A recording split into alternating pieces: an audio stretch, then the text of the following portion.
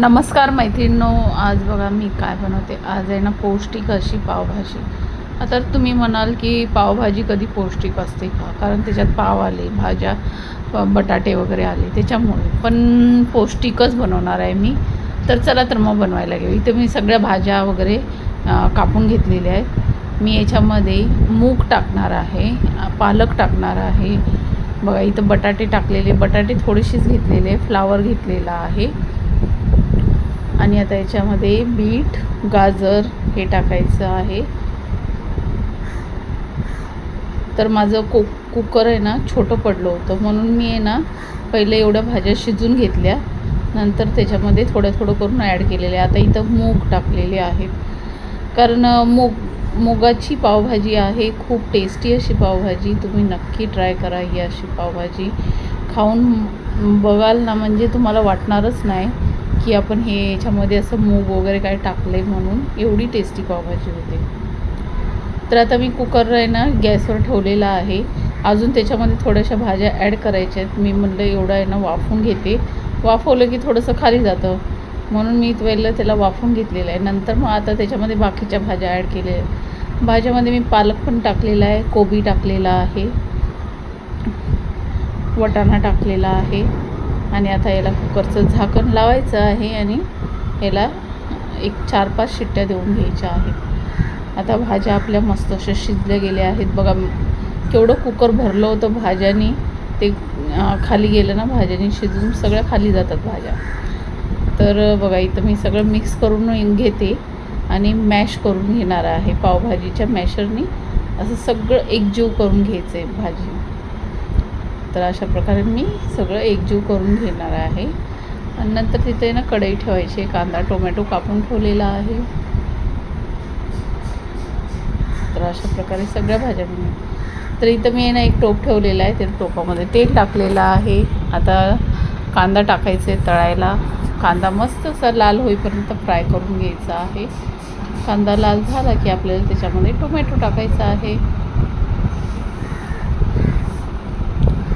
तर याच्यामध्ये टोमॅटो पण टाकलेला आहे आणि थोडीशी कोथिंबीर पण टाकलेली आहे.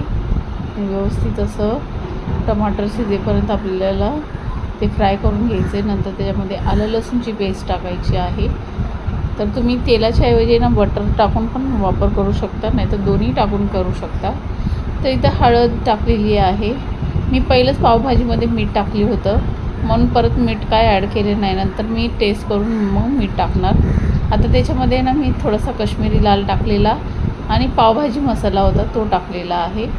व्यवस्थित असं हलवून घ्यायचं आहे त्या मसाल्याला पूर्ण.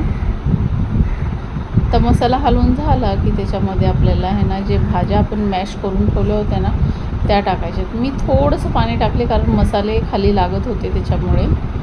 आता इथं भाज्या ॲड करायच्या आहेत कुकरमधल्या सगळ्या.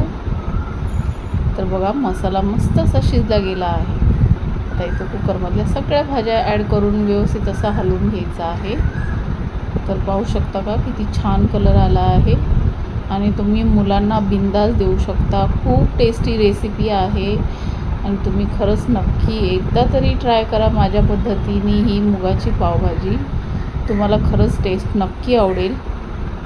आता मी ना त्याच्यामध्ये ना थोडंसं पाणी टाकलेलं आहे. पाणी टाकून आहे ना त्याला एक 10 ते 15 मिनटं शिजून दिलेलं आहे. तर व्यवस्थित असं शिजलं गेलेलं आहे पावभाजी. झाकण ठेवून शिजून घ्यायचं आहे. तर पाहू शकता का किती छान असं दिसते आणि शिजलेलं पण आहे छान. त्या भाज्या सगळ्या एकजीव झालेल्या आहेत. खूपच छान. आणि माझ्या मुलांनी तर खरंच खूप आवडीने खाल्ले. तुमचे पण मुलं नक्की आवडीने खातील. तुम्ही अशा प्रकारे पावभाजी बनवून द्या. तर याच्यानंतर असं बोलू नका की पावभाजी पौष्टिक नसते. पावभाजी नक्की पौष्टिक असते. तर इथं वरून कोथिंबीर टाकलेली आहे. आपली पावभाजी मस्त झालेली आहे. आता मी तुम्हाला सर्व पण करून दाखवते.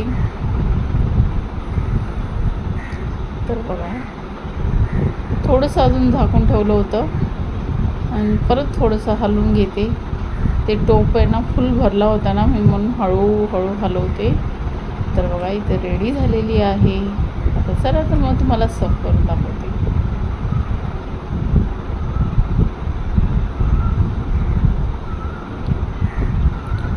तर बघा किती छान असा कलर दिसतोय पावभाजीचा. असं वाटणारच नाही आपण त्याच्यामध्ये पालक टाकलेला आहे, मूग टाकलेले आहेत. टेस्टने खाल्ल्यावरच तुम्हाला टेस्ट समजेल, एवढा छान टेस्ट आहे. तर बघा, आणि मैत्रिणींनो, माझी ही रेसिपी आवडली असेल तर लाईक, शेअर, सबस्क्राईब करायला विसरू नका. कमेंट करून सांगा की तुम्हाला कशी वाटली पावभाजी. तुम्ही लोक कमेंट करत नाही. मी एवढी मेहनत करते रेसिपीज बनवायला, पण तुम्ही एकही कमेंट करून सांगत नाही की माझ्या रेसिपीज तुम्हाला आवडतात की नाही. आवडत असेल तर आवडतं म्हणून सांगा, नाही आवडत असेल तर नाही म्हणून सांगा. म्हणजे आवडलं तर मी पुढे अजून काहीतरी नवीन रेसिपी घेऊन येईल तुमच्यासाठी. चला तर मग या तुम्ही पण खायला. मस्त अशी पौष्टिक अशी पावभाजी. खूप छान असा झालेला होता बेत, मस्तच झालेला आहे. वरून बटर टाकलेले आहेत, पाव फ्राय केलेले आहेत. चला तर मग बाय.